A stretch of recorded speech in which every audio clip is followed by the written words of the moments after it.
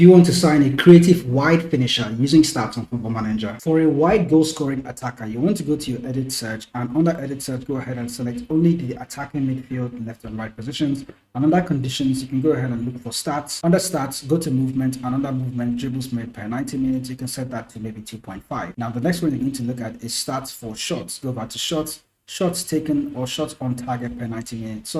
Under shots on target per 90, set that to 1.0. That's going to narrow down the player list to a few more players that you can look at. The next stat we can add is sprints per 90. You can either set that to 17 or 14, depending on the kind of player that you're looking for. A mid-table player will likely be 14. Non-expected penalty goes to 0.25. Over to Football Manager, we're going to go to stats, and under stats, movement, you can go to dribbles made per 90 minutes. Instead of going all the way up to 14, you can start from starting from maybe 5 dribbles. That's going to narrow down our players. Next is non-expected penalty goals. Go back to stats, general. Under general stats, you can see non-expected penalty goals. You're going to have to scroll down a little bit.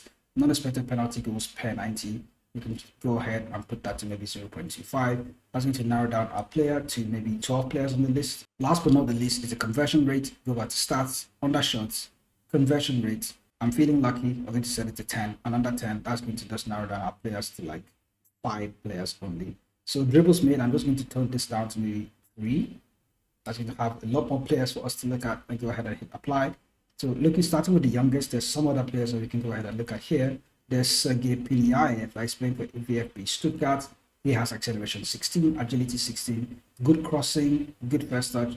Well, finishing not so good. Mentals could use a bit of work as well, but he's off the ball and determination is poor.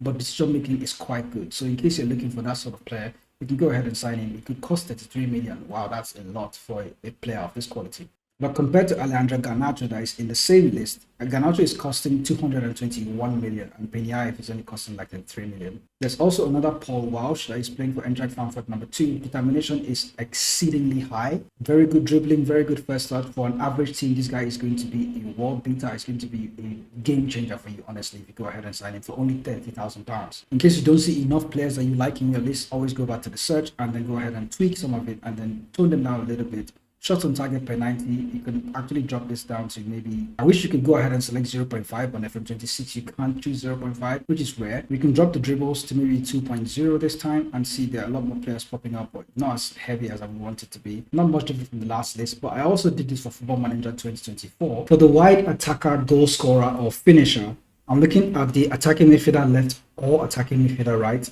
Dribbles made per 90, 2.0. Shots on target per 90, 1.0. High intensity sprint, I set that down to 10. Non-expected penalty goals is 0.25, and conversion rate about 10%. That has narrowed us down to about 6 players. Now, some of them are very young players. Some of them are about 28 or older. There's a one unique player here that is playing for AS Roma in Pablo Sete. If you look at he's currently an A+ player or A- player signing. Good crossing, good dribbling, finishing is also quite good. Bravery, not really brave.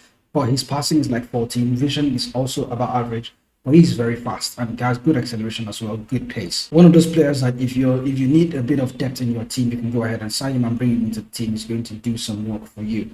Determination, not so great. I don't really like that. I think that's also another problem when it comes to stats-based signings. Sometimes you may not see players based on very good determination, but they actually perform based on stats. So that is how you can go about using stats to go ahead and find unique players that you can bring into your team. In case you're playing the lower leagues, you can look for other players. There's another player here in Guido Komi. He is also valued at 375k. But look at his attributes. He has good natural fitness.